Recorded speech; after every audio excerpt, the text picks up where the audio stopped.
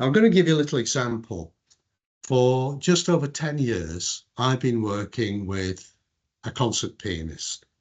10 years ago, she was studying at the Scottish Academy of Music, the Glasgow Conservatoire, which is one of the main places in the world to study music.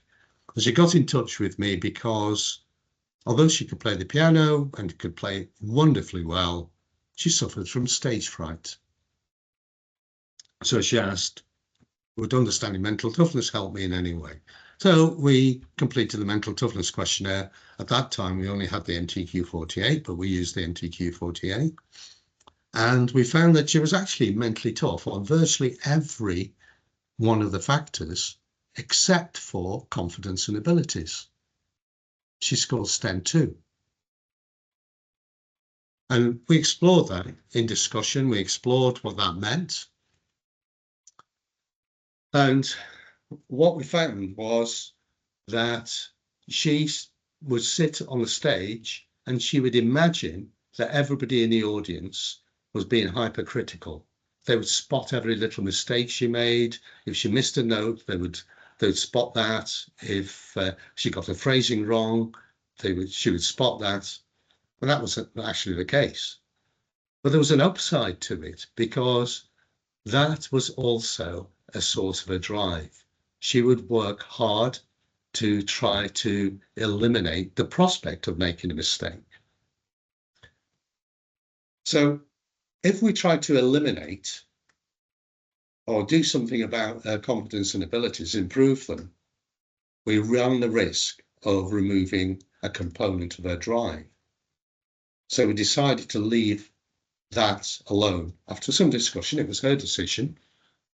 And what we did was we taught her to imagine, in other words, to be an actor, to act for, say, the 90 minutes she was on stage. She would be somebody else. She would be somebody who did have confidence in her abilities.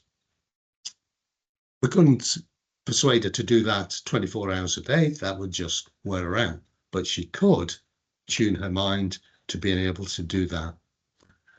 10 years on, or just a little over 10 years on, she's an extremely successful concert pianist, playing all over Europe and North America. She's just made a film in Canada, hugely successful. Over the years, we have assessed her mental toughness profile 4 times. Most recently, at the end of last year, her confidence and ability score is still STEM 2. That's illustrating this is not about labeling people. It's not about saying you're strong, you're weak. This is about understanding who you are, understanding how you are approaching things mentally and what that means. And from that, we can work out a solution that works for you. So self-awareness is key. And for some people, it's enough, but it's the client who chooses to change or not. But what that means is, if we're not judgmental, we can help everybody to be the best version of ourselves or themselves that they can be.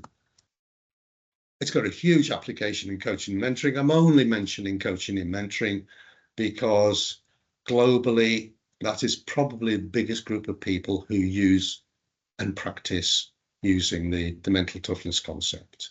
But they're fast being overtaken by trainers and consultants. So why is that?